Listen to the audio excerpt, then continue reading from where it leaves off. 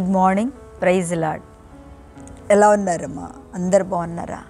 మీకు కూడా నా వందనాలు. మీరు కూడా నా కోసం రోజు praise lord mummy, praise lord అక్క అని చెప్తాను. మీ అందరికీ వందనాలు రా అమ్మ. మీకోసం రోజు ప్రార్థన చేస్తున్నాను.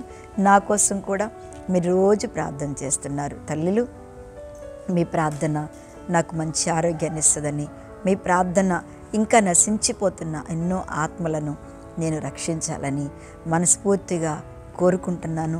మిమ్మల్ని కూడా అదొక్కటే ప్రార్థన చేయమంటున్నా. అమ్మ, ఈ లోకంలో నాకు ఏ ఆశ్చర్యాలు వద్దు. నా పిలుపు ప్రభు నశించిపోతున్న ఆత్మల భారము కలిగి ఎంతో అన్య బిడ్డలను దేవుని వైపు తిప్పగలిగిన కృపను నాకు ఇచ్చాడు. ఎందుకంటే అమ్మ, మా దగ్గర బీదవాళ్ళే రక్షణ పొందారు. నా దగ్గర ఉద్యోగస్తులు కూడా ఎవ్వరు లేరు, కానీ మంచి విశ్వాసులు ఉన్నారు.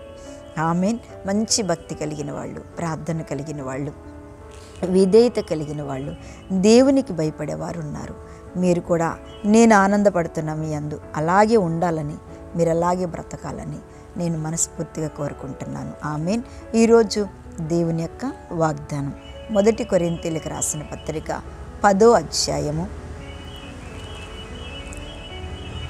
12వ వచనాన్ని చదువుతున్నాను. తాను నిలుచుచున్నానని తలంచుకొనివాడు పడకుండునట్లు జాగ్రత్తగా చూసుకొనవలెను. సాధారణముగా మనుషులకు కలుగు శోధన తప్ప మరి ఏదియు మీకు సంభవింపలేదు. దేవుడు నమ్మతగినవాడు. మీరు సహింపనంత కంటే ఎక్కువగా ఆయన మిమ్మల్ని శోధింపనియ్యడు. ఆమేన్. ఏంటంటే ఈరోజు దేవుడు చక్కటి మాట పౌలు గారు చెప్తున్నాడు. తాను నిలుచున్నాను అని తలంచుకునేవాడు పడిపోకుండా జాగ్రత్తగా చూసుకోవాలి అన్నాడు.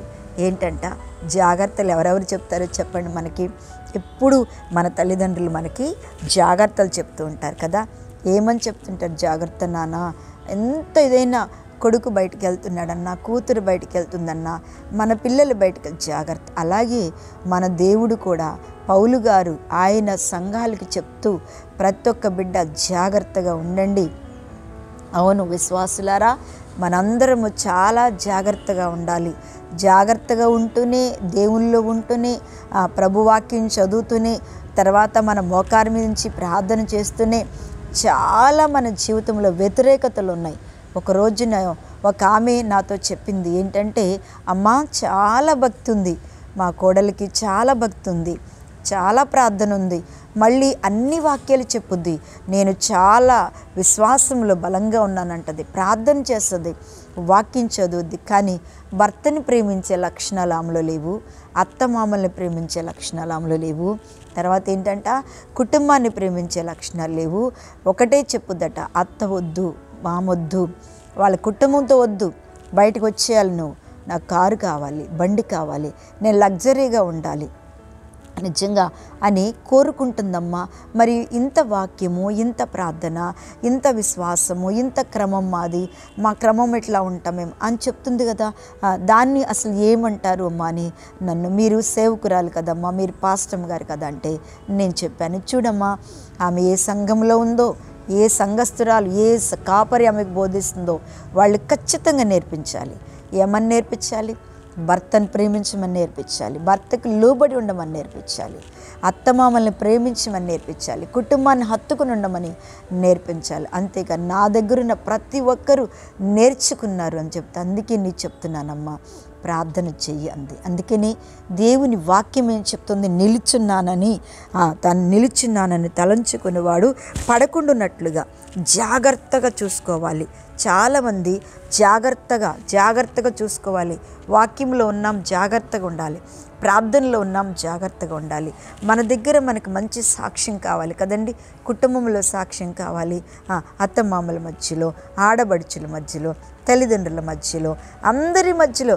ఆమె అంటుంది మళ్ళీ, అమ్మ వాళ్ళమ్మ నాన్న వాళ్ళక్క చెల్లెలు కావాలట, కానీ నేను వద్దంట. నా కొడుకు మంచి ఉద్యోగం చేస్తూ, నా కొడుకు ఒకటే చెప్పాడమ్మా, నా తల్లిదండ్రుల్ని ప్రేమిస్తేనే, నా అక్క చెల్లెని ప్రేమిస్తేనే నేను నీకు అన్నీ కావలసినవి తెస్తా. నీ ప్రార్థన నువ్వు చేయబట్టి నా భక్తి కూడా పోయింది. దేవుడు ఇలా ఎప్పుడు చెప్పలేదు, విధేయురాలై చెప్పు. నిజమే చూసారండి, మనం చేసే ప్రవర్తన బట్టి ఒక వ్యక్తి మారిపోతున్నాడు. మనం చేసే ప్రవర్తన బట్టి ఆ వ్యక్తి మారు మనసు రక్షణ పొందుకోకుండా మందిరానికి రాకుండా అయిపోతున్నారు. అందుకే పౌలు గారు చక్కటి మాట చెప్పారు.